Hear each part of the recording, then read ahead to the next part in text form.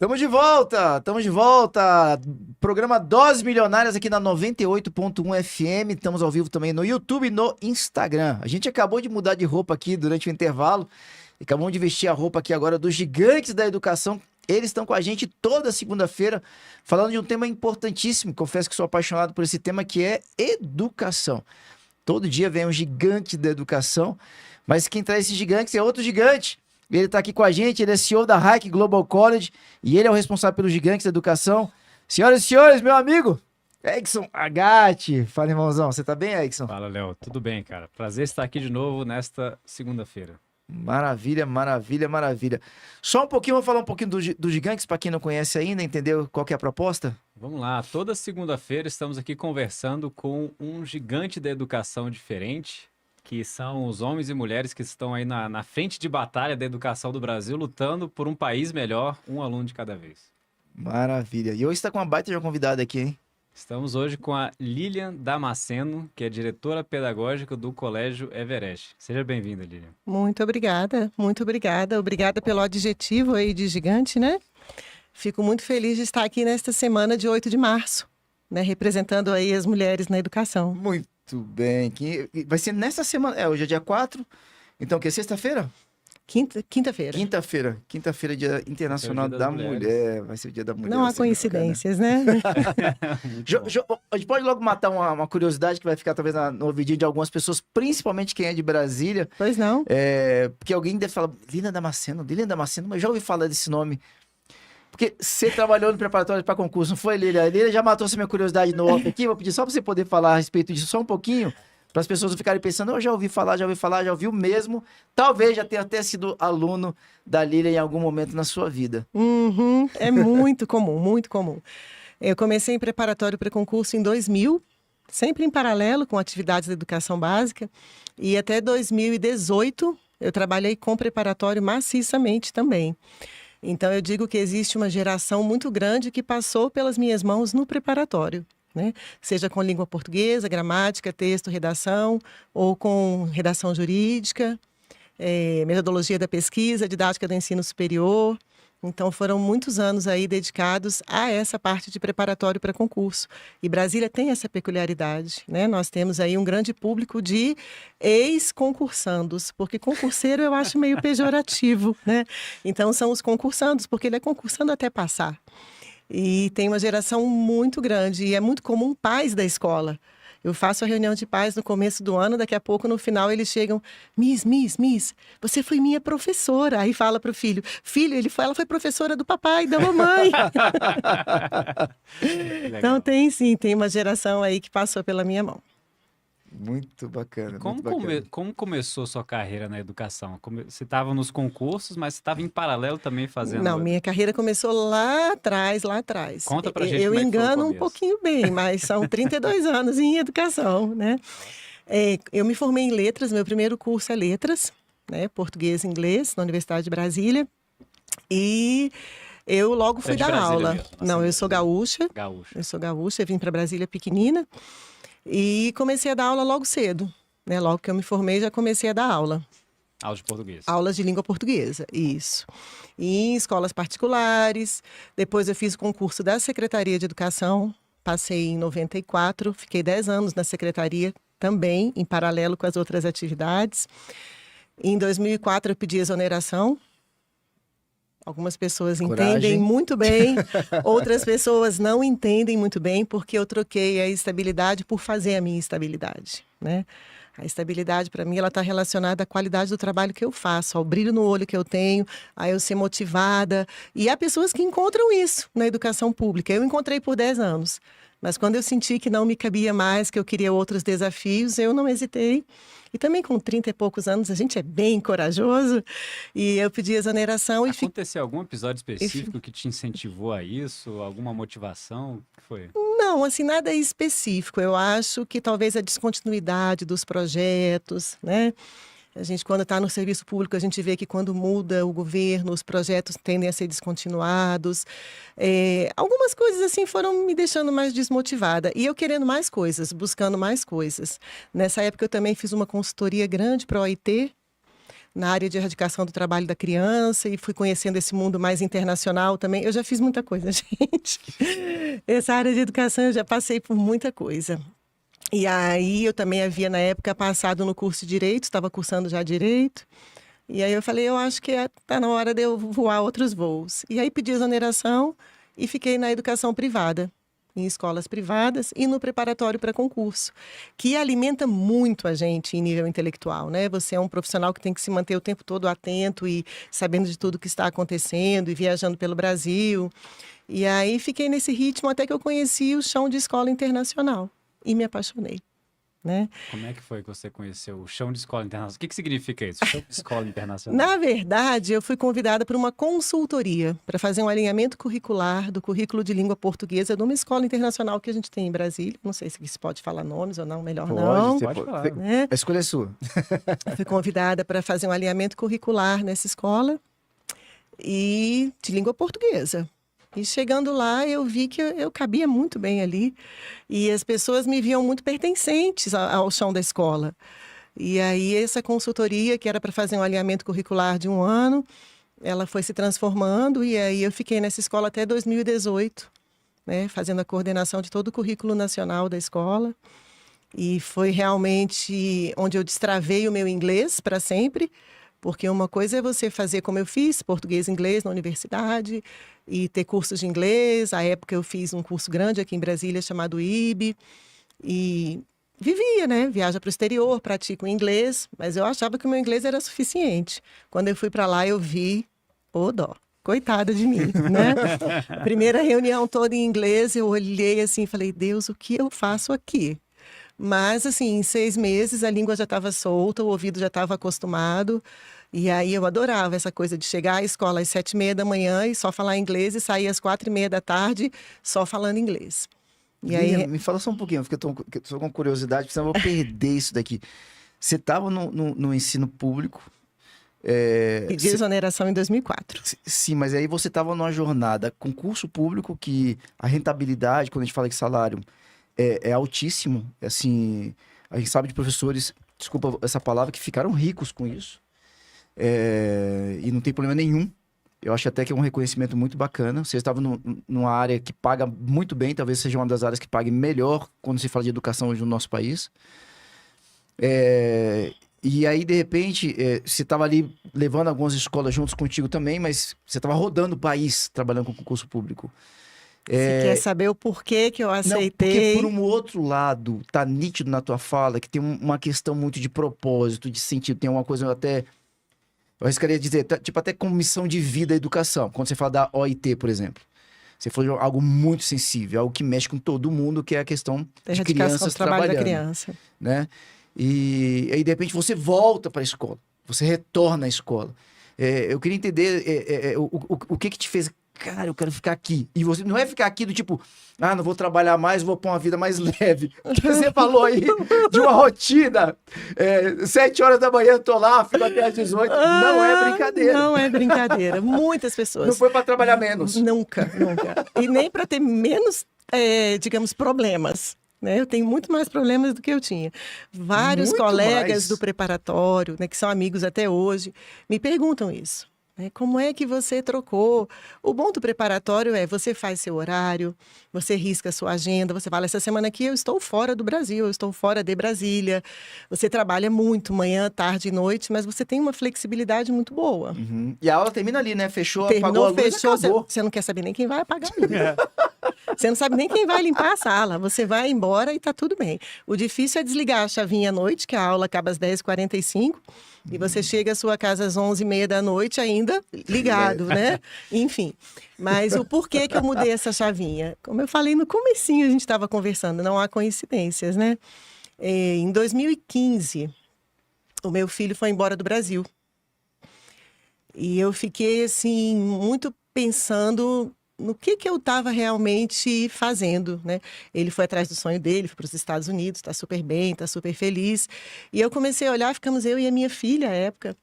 E eu falei, gente, eu acho que eu estou precisando de um chão, de uma âncora. Eu estou precisando de um propósito. Porque, por enquanto, eu estou trabalhando, eu estou fazendo dinheiro, eu estou ajudando pessoas a ingressarem no concurso público. As que entraram com recurso, aí muitos recursos foram meus em serviço público, graças a Deus, muitos exitosos. Mas eu estava sentindo falta de alguma coisa que me alimentasse pedagogicamente.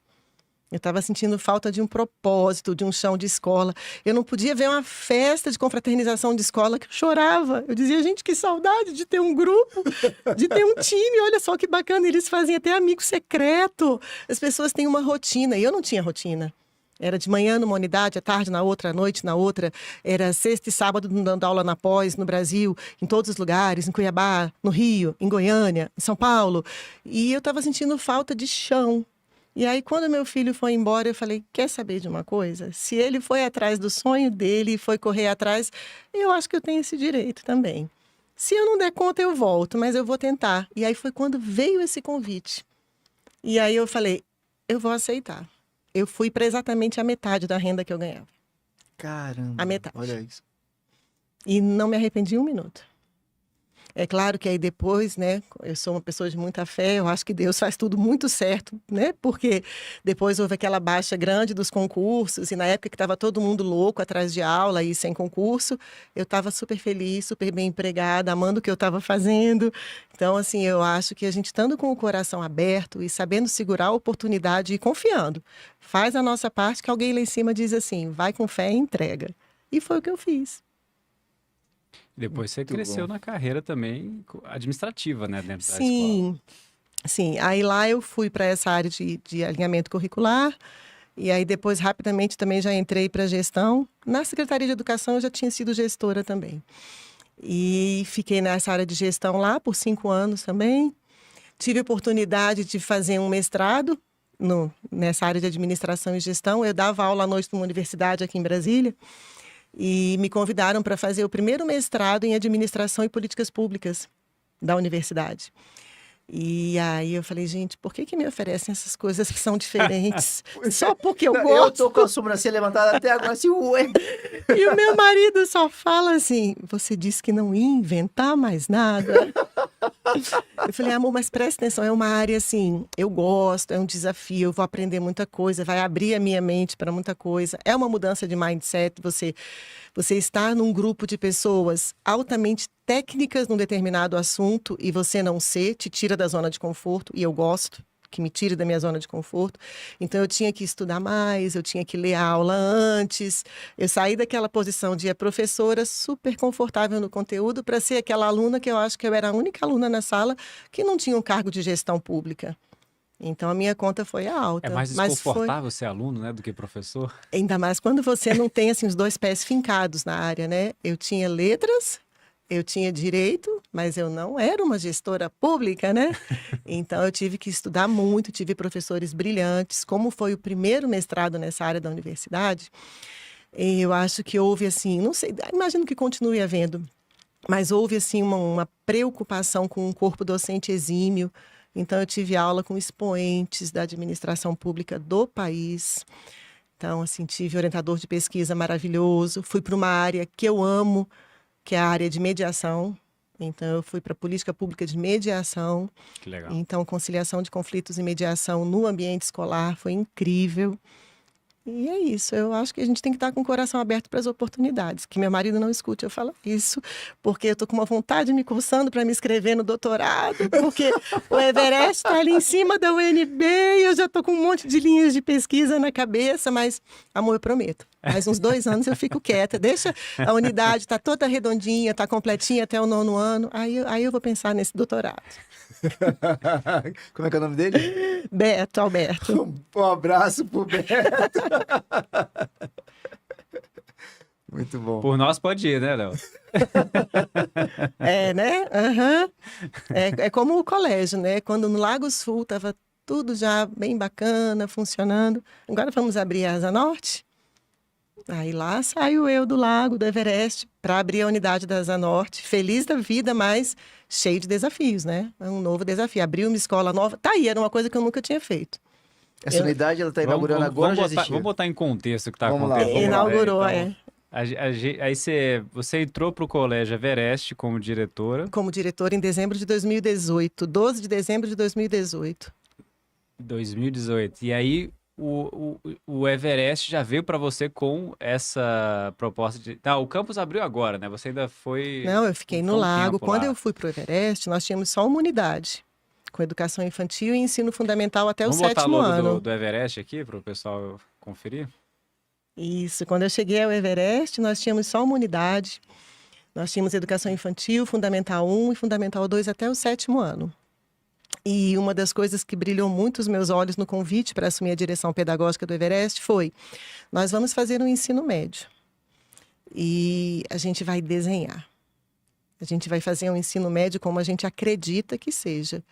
Você está dentro, está no time, vamos fazer esse desenho. Quando te chamaram para fazer? Então, essa coisa de fazer um ensino médio dentro de uma proposta em que a gente acredita, pedagogicamente densa, coerente, significativa, isso realmente acendeu uma chama incrível nos meus olhos e eu vim para fazer essa proposta, assumir a direção.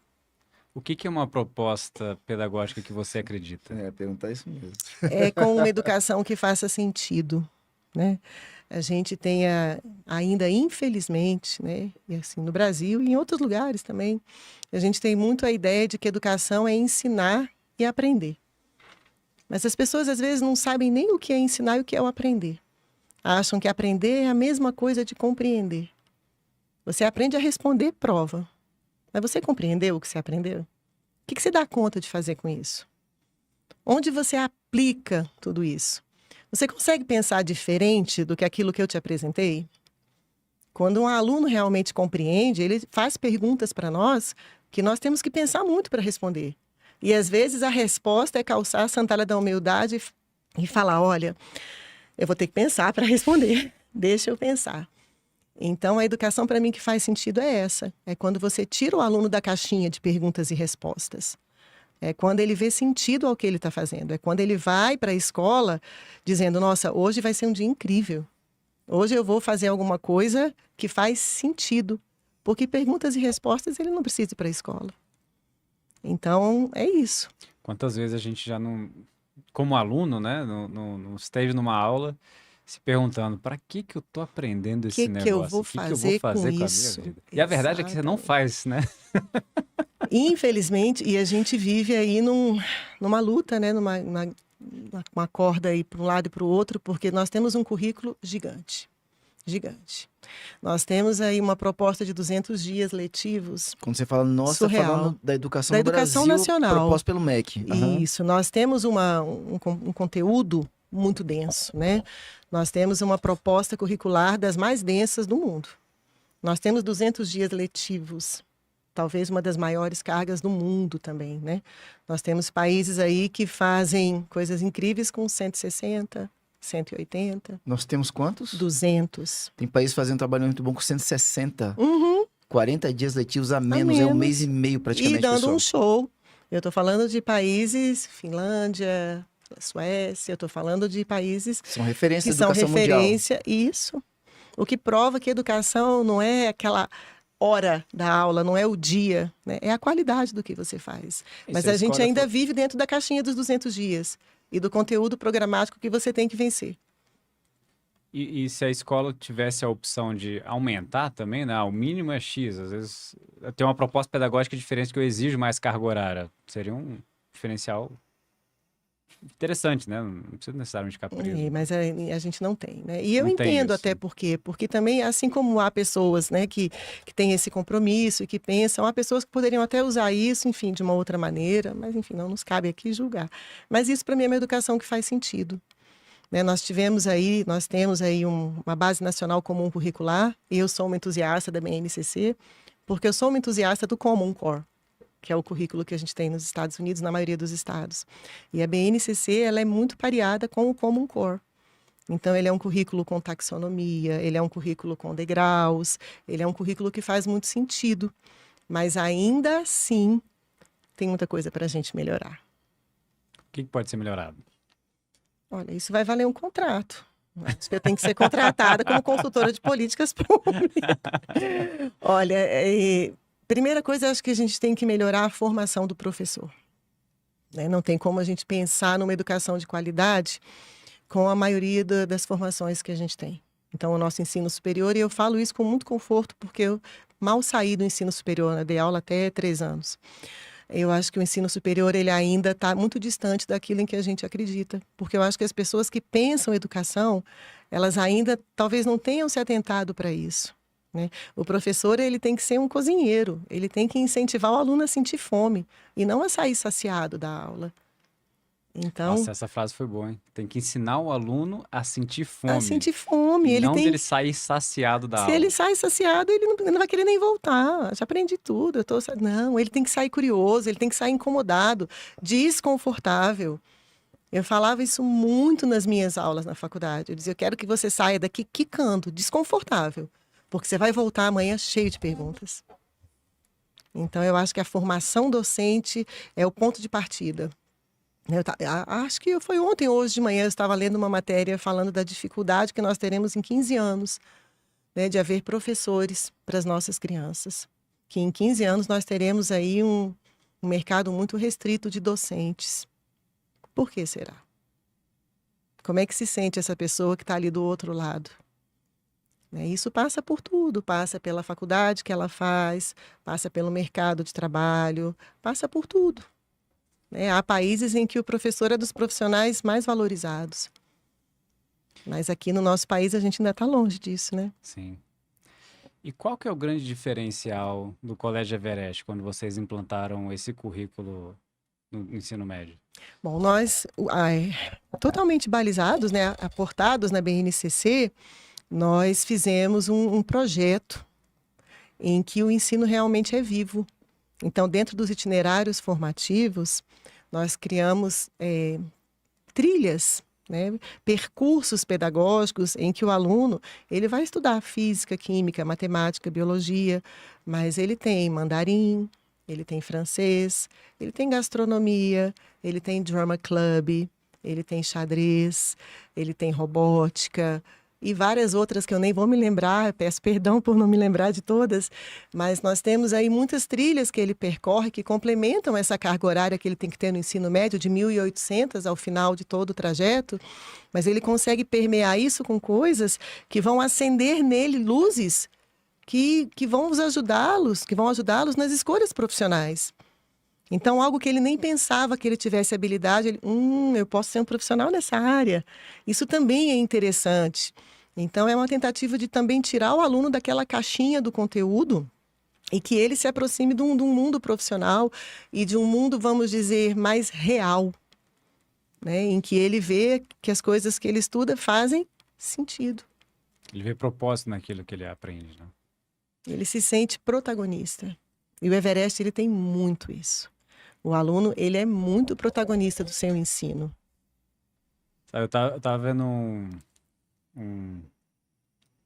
um livro do Kasparov, que era o campeão de xadrez da época. Ele estava citando um estudo sobre comparando crianças que aprendem xadrez e matemática versus crianças que só aprendem matemática, mas fazem mais carga de matemática. E na conclusão do estudo foi que as crianças que aprenderam xadrez e matemática, mesmo tendo uma carga de matemática menor, estavam absorvendo melhor o conteúdo do que só as que estavam aprendendo a matemática. Isso vem para complementar, né, esse trabalho aí É o que eu falei para vocês. Quando a gente fala, isso é o conhecer. Ele conhece matemática. Ele aprende, eu sei que ele aprendeu quando ele, além dele conhecer, ele compreende e ele transfere. O que ele faz com isso na vida dele? A transferência é a consolidação da aprendizagem. O que ele consegue fazer com isso? Como é que na vida prática ele aplica isso? Foi no xadrez? Pode ser numa outra coisa, pode ser num jogo, pode ser numa receita, mas ele aplicou o que ele aprendeu. Uhum. Então, aí eu vejo que o ciclo ele se completa. E no Everest a gente tem muito essa preocupação pedagógica.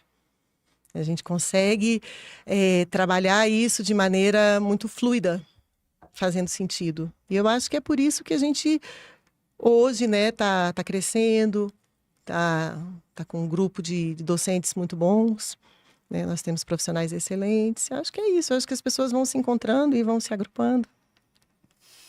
Muito bom. Quer ir para o nosso parceiro? Vai Eu lá. tô encantado com a Lilian aqui. Não, pode perguntar do nosso parceiro aqui, Da GatTech? da GatTech. Então vamos para a pergunta da GatTech.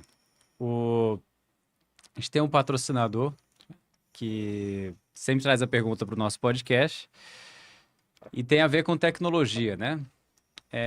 Na, su- na sua opinião, Lilian, qual a importância, assim, é muito importante para a escola ter uma presença física, né? O campus, todas as instalações, tudo mais.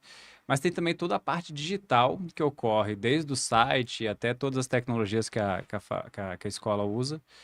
E qual que é a importância de uma boa presença digital para as escolas? Bom, vamos lá. Eu até coloquei isso como sugestão de tema, não sei se vocês se lembram, né? Hoje a gente está vivendo a educação 5.0, Sim. né? Quando a gente fala em educação 5.0, O é que isso. significa 5.0? De onde que veio? São terminologias que a gente usa em educação. Em 2019, eu me lembro direitinho, antes da pandemia, foi o último ano que eu fui palestrar na BET Educar, aquela feira que tem em Sim. São Paulo. E aí eu fui falar sobre educação 4.0. Quero trazer a tecnologia, o mundo digital para dentro da escola. E aí veio a pandemia e isso teve que acontecer a fórceps, ao vivo e a cores, né? Todo mundo tendo que se adaptar a toda essa dinâmica tecnológica. A educação 5.0 hoje, ela diz o seguinte: a tecnologia, os recursos, tudo isso é necessário e bem-vindo, mas a gente precisa cuidar do lado humano. Então, a gente vive esse momento hoje de conjugação. Então, os recursos tecnológicos são incríveis, mas a gente tem que ter gente. Então, a gente tem que ter um excelente aplicativo em que tudo funcione, que a família se comunique em tempo real, que a gente responda e que ela saia super satisfeita. Mas eu tenho que ter o sorriso de manhã na porta da escola de quem vai tirar o aluno do carro.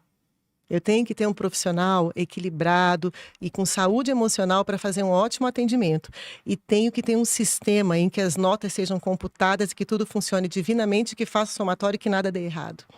Eu tenho que ter o professor que consegue sentar numa roda de conversa na grama e desenvolver um assunto, assim como ele consegue colocar um sistema, um aplicativo e fazer com os alunos ali um jogo eletrônico e tudo vai funcionar. Então, eu não vejo hoje como dissociar as duas coisas. Eu acho que é por isso que hoje se fala tanto nesse 5.0, né? É essa tecnologia viva, né, em comunhão, em união com aquilo de melhor que a gente tem do ser humano. Isso veio em decorrência da pandemia? Eu Essa acho que concepção muito. do Eu acho 5.0? que muito, porque até então se falava muito no 4.0. Então, temos que levar a tecnologia e muitas vezes, gente, a qualquer custo. Uhum. O professor tinha que incluir um recurso tecnológico no planejamento. Tinha que incluir. Ele tem que Os quadros incluir o que faz interativos, aquelas coisas. sentido. É. Se não faz sentido naquele momento, ele não vai incluir, está tudo bem. Então, hoje não. Hoje a gente entende que são coisas que se complementam. São processos complementares na formação continuada do aluno. Eu não posso começar da tecnologia e tentar forçar aquilo ali dentro da minha sala de aula, da minha metodologia. Não. Tem que ser o processo inverso, Tem né? que ser o Primeiro- processo inverso. E você tem que despertar a curiosidade também do aluno, para que você possa usar a tecnologia e ela fazer sentido. E eles acabam colocando a gente no bolso. Isso é normal. Eles vão além da gente. Você pede para ele fazer uma coisa, ele fala, posso fazer A, B e C? Você fala, nossa, eu tinha pensado só numa coisinha. Então, eles naturalmente já são curiosos, mas eles precisam ver que isso faz sentido, para não ser tarefa por tarefa. Sim. Muito bom. E o que... Vai lá. Vai falar. Vamos só fechar aqui com a GatTech pra gente poder falar, né? Sim, a GatTech. A GatTech para quem está vendo a gente aí online, eles têm todas as soluções digitais para site e várias outras soluções também para tecnologia para sua escola. E justamente o diferencial que a GatTech tem hoje é que eles são de TI, mas por professores, né? Então, eles entendem as necessidades Desse das mundo escolas, pedagógico, desse mundo né? pedagógico. Justamente essa Que é um parte que a mundo Aline tava pedagógico, falando.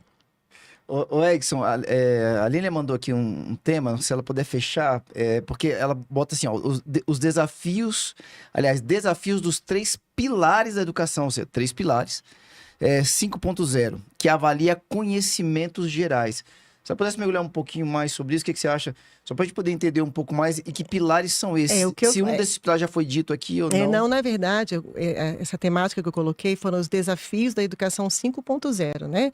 Que trabalha essa aliança entre tecnologia e ser humano, né? E o socioemocional. E os 3 pilares são a família, o aluno e a escola, né? Então, essa composição. Como a gente encontrar um equilíbrio nesse mundo tão desequilibrado que a gente vive, né? Em que as relações se confundem simplesmente por meios digitais.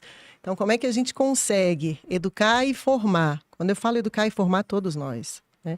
Nós, educadores, as famílias e os alunos. Para que os recursos tecnológicos sejam meio e não sejam fim. Para que as famílias entendam o ponto de chegada e de partida e como é que a gente faz essa conjugação, para que a comunicação esteja sempre aberta, mas que ela nunca seja evasiva, para que a gente nunca perca o sentido de ser respeitoso, embora a gente tenha acesso, para que o aluno entenda que existe o limite, mas que existe também o espaço. Então, eu acho que o grande desafio da educação hoje é esse. É a gente conseguir mostrar que tudo isso junto, bem trabalhado, com todos os autores envolvidos, a gente consegue fazer bem feito. É muito difícil, eu diria praticamente impossível, uma escola trabalhar sozinha com o aluno e a família não ter envolvimento. A família ser incrível e o aluno super junto da família e a escola não funcionar. Ou a família e a escola darem as mãos e o aluno está de fora. Então, todos têm que sentir, eu sou importante nesse processo. Em que você precisa de mim? Como é que eu posso ajudar? É fácil? Não é fácil. Gente, em casa, o marido, a esposa e o filho não é fácil. Imagina uma família gigante, uma escola com milhões de pessoas diferentes, famílias super diferentes, mas a gente tem um propósito, que é formar e formar bem. É formar gente do bem. É formar um cidadão que vai fazer diferente, que vai fazer um mundo melhor, que vai pensar fora da caixa. Então, se todo mundo entende que isso é um processo, e todo processo passa por altos e baixos, né? E haverá em todo caminho, fica mais fácil. Então, eu acho que é isso. Eu acho que o desafio é a gente trazer a família para o nosso mundo do colégio, nesse mundo louco e corrido que as pessoas trabalham 12, 14, 16 horas por dia. E que a escola, às vezes, é o único lugar onde essa criança vai ter mais referência. É fazer essa criança entender que, olha, deixa eu te explicar uma coisa. Eu sei que se você clicar, você tem um mundo incrível. E você vai ver uma aula de história, de geografia, whatever, do que for, com muitas coisas. Mas faz sentido você estar aqui, porque eu tenho alguma coisa para dividir. E fazer essa comunidade escolar entender também que, gente, somos nós e está com a gente. Então, eu acho que o desafio é esse. É manter esse tripé funcionando, equilibrado e saudável. Que bacana. A Mariane, que está acompanhando aqui com a gente, né, botou aqui nos comentários, excelente entrevista, Lilian, de parabéns. Lilian, o que você recomenda para os pais dentro desse desafio? Você trouxe um pilar super interessante, né? Só relembrando aqui, pessoal, então, a família como um todo, o próprio aluno, é lógico, ele é o centro do processo da educação, e a escola. Nessa junção, a gente vai alcançar os objetivos. O que os pais poderiam fazer diferente do que muitas vezes eu sou pai também, o Edson é pai, é sempre desafiador o papel de pai, o papel de mãe. Onde é que você vê que a gente está acertando? Onde é que você vê que a gente, de vez em quando, como sociedade brasileira, a gente está errando um pouquinho, a gente podia ajustar? Tá. Uma das coisas que eu acho mais difíceis hoje é você ser gestor em uma época de grupo de WhatsApp. O grupo de WhatsApp não é lugar para se resolver nada, gente. Quando um pai tem um problema, quando uma família tem um problema, ela tem que procurar a escola. Não adianta ir para o grupo e metralhar e reclamar, aí inflama outros pais, cria-se um contexto. Gente, às vezes era uma coisa tão resolvível numa conversa. Né? Aquele misunderstanding ali do dia a dia, ou não, às vezes é uma coisa séria, mas eu diria, né, que os pais eles têm que confiar e procurar a escola. Tem que procurar a escola. É lá que a gente resolve, não é em grupo. A escola, por sua vez, tem que ser aberta. Eu costumo dizer que o lugar que eu menos frequento na minha escola é a minha sala. Porque eu tenho... Gente, eu quero estar em todos os lugares. Eu observo a aula, eu estou no corredor, eu falo, eu vejo o aluno, eu pego o aluno no colo. Essas viroses de criança, a gente pega todas. Porque, gente, só faz sentido se a gente estiver junto com eles. É isso. Só faz sentido se for assim. Então, assim, a hora de gestão mesmo de gabinete, a gente faz depois das 4. É a hora que a gente senta para conseguir responder e-mail, colocar as coisas burocráticas em dia. Porque enquanto nós estamos no colégio, a prioridade são os alunos, né? Então, eu diria isso, a família, ela confiar na escola e procurar a escola. E, por sua vez, a escola está aberta. A escola receber, não ter portas fechadas, não ter falta de transparência, não ter vergonha de dizer, errei, deu ruim, tivemos essa ideia, mas olha, não funcionou não. E a gente vai revisitar e buscar uma outra prática e a gente agradece vocês terem vindo. Então, assim, existe uma falsa expectativa de que a escola é perfeita, não é. Não tem nada perfeito. Gente, a única pessoa perfeita está lá em cima olhando por nós. Então, a gente vai errar, a gente vai falhar, mas a gente está tentando acertar. Né? É como pai e mãe. Tem pai e mãe perfeito? Não tem, mas a gente erra tentando acertar, não é? Sim. Então é isso. Eu vi uma analogia uma vez boa que o relacionamento do aluno, pai e escola é como se fosse um casamento, né? Porque não é uma relação tipo de um cliente que vai no supermercado, compra um negócio, vai embora, sai feliz. É uma ação contínua. Você vai para a escola, você volta, você fica anos estudando na escola. Então, você conhece todas as fragilidades, todos os acertos, tudo que acontece na escola, você está sabendo. Que é como se fosse um casamento, né? A gente conhece a pessoa de uma forma muito mais profunda do que pessoas do nosso dia a dia, né? E eu te pergunto, o que você acha que sustenta as relações? É tudo que elas têm de bom ou elas saber o que o outro tem que não é tão bom, mas que ela dá conta de conviver? Na minha opinião, é isso. É a franqueza também, É a né? franqueza, é a sinceridade. E assim, é o jogar limpo. Eu falo, olha, eu dou conta de ir até aqui. Daqui eu não dou conta de ir mais. E tá tudo bem. E há pessoas que entendem, outras que não entendem. Mas a gente tem que ser verdadeiro. Né? Há coisas que são negociáveis e que são inegociáveis. E cartas na mesa e muita transparência com as famílias, com todo mundo. Isso aí. Me conta um pouquinho aqui sobre essa nova unidade da Asa Norte. Vocês estão abrindo já com todas as turmas disponíveis? Ainda não, né? Não, nós começamos agora em 29 de janeiro. Nós temos toda a educação infantil completa, do primeiro, do Kinder 2 até o Kinder 5, né? Que seria o Jardim 5. Nós temos do 1º ao 5º ano e do 6º ao 7º. Ou seja, nós temos educação infantil, Fundamental 1 e Fundamental 2. Então, este ano até o 7º ano. No caso do Everest, ele funciona dentro do período letivo brasileiro. Nosso calendário é o calendário nacional, o que é bastante atrativo, né? Porque nós oferecemos um perfil de escola, né? Não vou dizer que é internacional, porque nós somos bilíngues, mas nós oferecemos muita densidade da escola internacional, que é um bilinguismo muito legítimo. Então, a nossa escola realmente ela é bilíngue, ela não é bilíngue para se ver do lado de fora. Ela é bilíngue do lado de dentro. Então, nós praticamos a língua inglesa, sim. Nós temos um currículo muito denso. No high school, nós temos a oferta do duplo diploma. Então, nossos alunos saem também com o high school. E isso tudo acontece no calendário nacional, o que facilita muito. Porque as escolas internacionais, o calendário internacional, ele quebra no meio do ano. Então, assim, eu vivi isso. Então, é o aluno que faz o PAI 6 meses depois, é o aluno que vem de uma outra escola, que tem que fazer um teste para ver se ele se enquadra mais para frente ou mais para trás. A gente está no calendário nacional. Facilita muito a vida dos alunos e das famílias.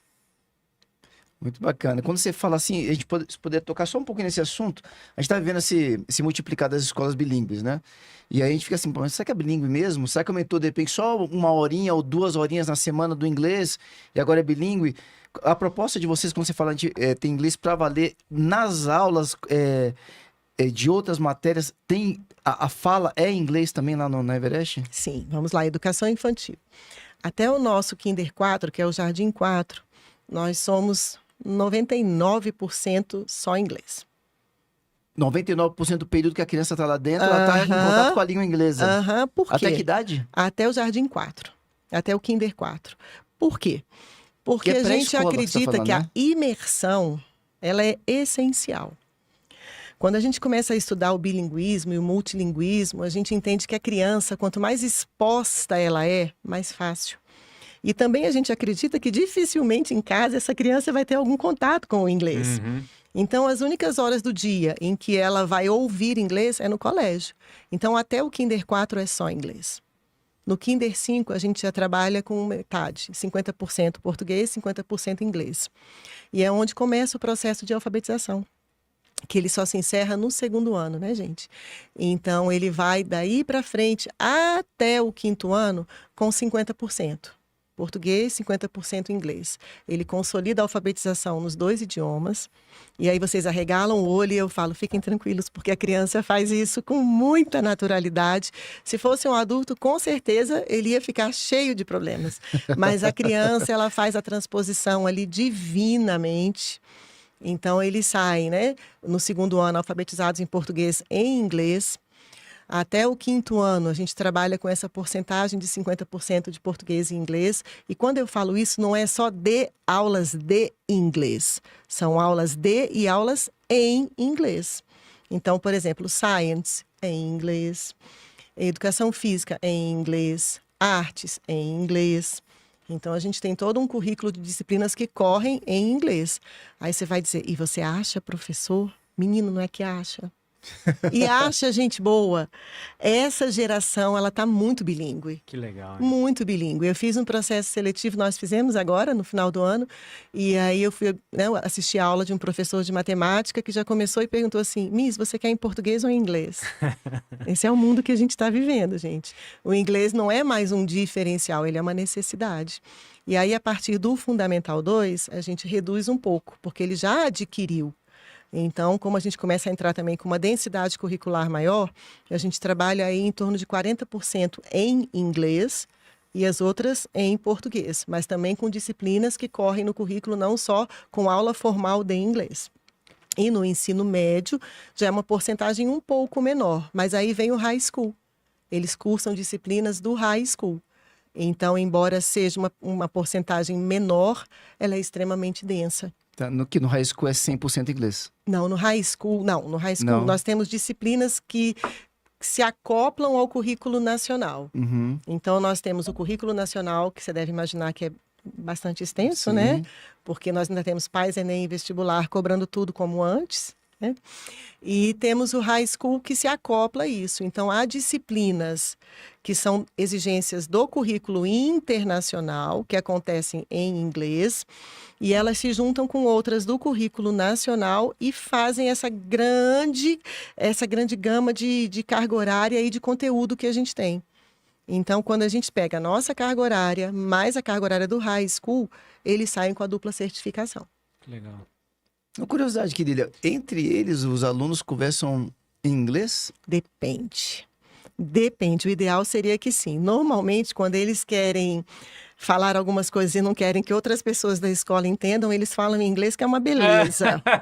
Conversam assim, aí a pessoa que não fala, Miss, eles estão falando alguma coisa que eu não entendi. Eu falo, você não teve essa idade, não? Mas eles falam muito bonitinho, eles fazem seminários, eles fazem vídeos. O high school que os acompanha é um high school da Flórida. Ele tem exigências de vídeos, de seminários, e eles dão show. Você tem parceria com com uma Escola da certificadora, Flórida. como Escola da Flórida, que é quem certifica o nosso high school. Ah, interessante. E nós participamos de simulações da ONU, eles chegam a Nova York e dão um show. Então, assim, eles saem muito preparados, saem muito bilíngues. E vem cá, o pai que tá olhando a gente em casa, tá falando assim, tá, mas eu posso colocar meu filho numa escola brasileira, que ensina tudo em português, e ele vai sair um ótimo aluno em português. Por que eu preciso me preocupar com esse negócio de educação internacional? Eu acho que eu respondi antes, né? Quando eu falo assim, gente, hoje o inglês, ele não é mais um diferencial. Não é. Hoje o profissional que não fala em inglês, ele já está em desvantagem no mercado. Isso é ponto. Tá? Segundo, gente, tem coisa melhor do que escolha? Não tem nada melhor na vida do que você ter escolhas. Quando, às vezes, um pai, né, quando a gente trouxe o high school, falava assim, mas meu filho não vai para fora, eu não tenho nem condição de pagar. Falei, sim, será que seu filho não pode ser um mega aluno e ele já saia daqui com uma bolsa? Quantos alunos são pinçados daqui porque têm ótimo desempenho e vão lá para fora com bolsa? Ou talvez ele nem queira ir ao final e diga, não, eu quero ficar no Brasil, mas ele teve a Ele escolha. teve a escolha. Ele teve a escolha, gente. Ele tem mais opções. Tem um Ele leque. tem o mais mundo todo pra opções, escolher. ele tem um leque de opções. E assim, ele pode revisitar, ele pode sair e passei na Universidade de Brasília, vou cursar, fica lá 1 ano cursando o curso que ele quis e ele passou. E aí ele fala, eu acho que agora chegou a hora de eu ir para fora, eu estou mais maduro. Ele tem o high school, ele aplica e vai. Então, eu acho que as escolhas hoje fazem muita diferença. Eu acho que a família que pode propiciar isso para o filho, ela deve pensar nisso com muito carinho. Muito legal. Muito bom. Estamos Bora. chegando ao final já, Léo? Vamos lá? Esse momento aqui é seu, Lilian. Se você quiser deixar algum contato, as pessoas poderem te conhecer.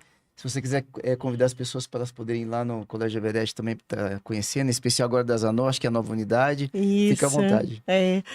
Aqui em Brasília, gente, nós aqui do Everest estamos no Lago Sul, na QI 19, e ali no seminário também, que é QI 17/19, e aqui na Asa Norte.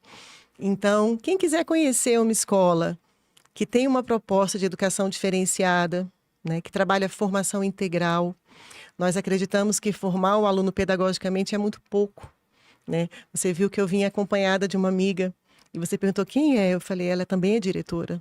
O diretor pedagógico trabalha junto com o diretor de formação integral. Por quê? Porque o pedagógico sem o socioemocional, Já temos uma outra eles gigante não caminham. potencial. Hein? Eles não caminham. Como é que você forma pedagogicamente um aluno se você não tem esse aluno bem informado socioemocionalmente? Esse outro pilar fica como? Então, nós trabalhamos muito, de forma muito equilibrada, muito parceira, né? Quando as pessoas falam, nossa, vocês têm um psicólogo por segmento, um orientador por segmento, sim. Sim, porque a gente está formando gente. E quem forma a gente é gente. É gente boa, é gente bem informada, é gente que acredita, né? Então, quem quiser conhecer a nossa proposta pedagógica, quiser me conhecer, conversar um pouquinho, conhecer da minha vida, estou à disposição, marca um horário. Em alguns casos, mata a saudade. Mata a saudade, né? Quem quem teve aulas comigo aí nos preparatórios, ou na universidade, ou na pós, né? Se sinta convidado, né? A ver esse outro momento da vida que eu tô. Eu não vou dizer mais desacelerado, porque seria uma inverdade, né? Mas, assim, estou muito, muito feliz com a proposta de vida que eu abracei, com o propósito que eu abracei, estou muito realizada. Costumo dizer que daqui para frente agora é um trajeto, vamos dizer assim, de caminho até a hora que eu resolver me aposentar, que eu acho que ainda vai demorar um pouco. Tem um doutorado mas, assim, antes. Tem um bocado de coisa antes, ainda tenho doutorado, mas assim, eu acho que eu cheguei num ponto em que eu estou plenamente satisfeita. E eu acho que é raro um profissional poder dizer isso na sua área. Muito Né? bom. Eu vivo do que eu estudei, daquilo que eu acredito, pago boleto daquilo que eu acredito, né? Então, a gente poder viver da nossa crença, da nossa formação, e você estar num lugar onde você se sente respeitado, amado, cuidado, eu acho que faz toda a diferença. Então, essa sou eu, e muito obrigada pela oportunidade de conversar sobre o que eu mais gosto, que é a educação. Muito obrigado, Aline. Aprendi bastante hoje. Espero que o pessoal que esteja em casa hoje também tenha gostado, tanto que eu gostei. E foi uma honra ter você aqui com a gente. Obrigada. Obrigado, Lilian. Exxon Agati, quem quiser acompanhar toda a movimentação do Gigantes da Educação e também a Hike Global College, como é que faz? Gigantes da Educação, estamos no YouTube e no Spotify. É só procurar Gigantes da Educação que vocês vão nos encontrar lá. A gente também está no LinkedIn, no Instagram, que a gente coloca esses cortes. E o episódio com a Lili vai estar lá também. Confere e compartilha com todos os seus colegas. Bom demais. Lilian, obrigado pelo seu tempo. Exxon, sempre um presente tê-lo aqui. E os seus convidados são maravilhosos. Lilian, parabéns por quem você é. Parabéns pelo Dia das Mulheres. Obrigada. Que você continue forte assim, sendo um exemplo para tantas mulheres que temos no nosso país. E quando uma pessoa vem aqui e fala, eu tô plena naquilo que eu faço, aí eu quero meu filho na escola dessa. Né? Porque quando a pessoa tá feliz, está realizada naquilo que ela faz, é aquela que ela transborda isso. A pior coisa que tem na educação são profissionais insatisfeitos, que sorriem para você, mas quando você vai embora, a insatisfação tá de dentro e ele tá com o teu filho. Mas quando a pessoa tá plena, tá feliz, depois que você deixa teu filho lá, pode ficar tranquilo, porque essa plenitude vai permanecer nela. Então, parabéns à Escola Everest por ter escolhido tão a dedo uma baita de um profissional com um sentido de vida muito gigantesco. Parabéns pelas suas escolhas e que você possa estar com a gente aqui. A gente está super aberto, né, Exxon? Muito. Faça daqui a tua casa E se você tiver pessoas para poder multiplicar uma boa educação, mande para cá, porque um dos nossos papéis é dar voz para a educação, para incomodar alguns, motivar outros e transformar a vida de alguns também, né, Edson? Isso aí. Tamo junto nessa missão. Vamos que vamos. Quero agradecer aqui a Líder Damasceno, Colégio Everest, nosso querido Edson Agatti, você também que esteve com a gente durante toda a programação desta segunda-feira, só começando a semana, hein, pessoal? Todo mundo na 98.1, amanhã a gente tá de volta, 10 horas da manhã. Te espero, obrigado, fique com Deus.